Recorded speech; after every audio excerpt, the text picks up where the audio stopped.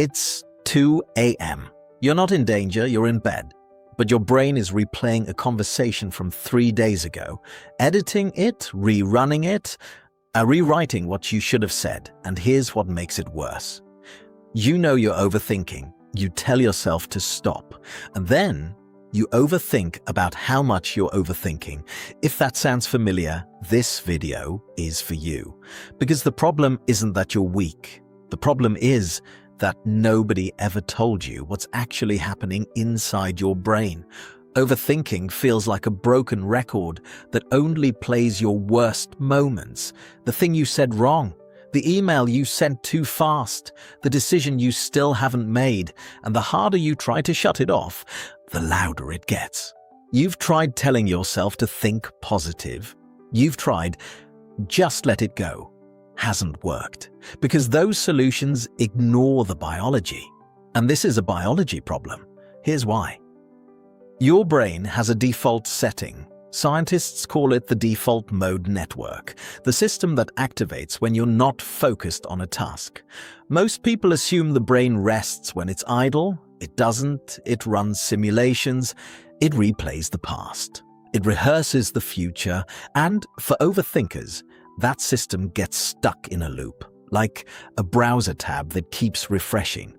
Here's what keeps it running. When you have an unresolved thought, something uncomfortable, something uncertain, your amygdala, the brain's threat detector, flags it.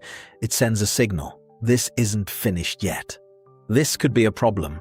And your brain, trying to protect you, keeps the loop running. Not to torture you, to prepare you. But here's the cruel part.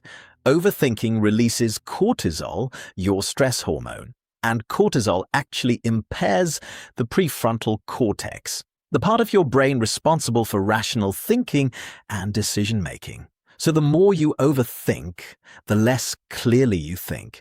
The less clearly you think, the more unresolved things feel. The more unresolved things feel, the more your amygdala fires. The more your amygdala fires, the more you overthink. That's not a character flaw, that's a chemical loop. And like any loop, it has an exit. Here's the part they never tell you. Overthinking isn't new. Your ancestors survived by anticipating threats, by running every scenario, by never assuming they were safe.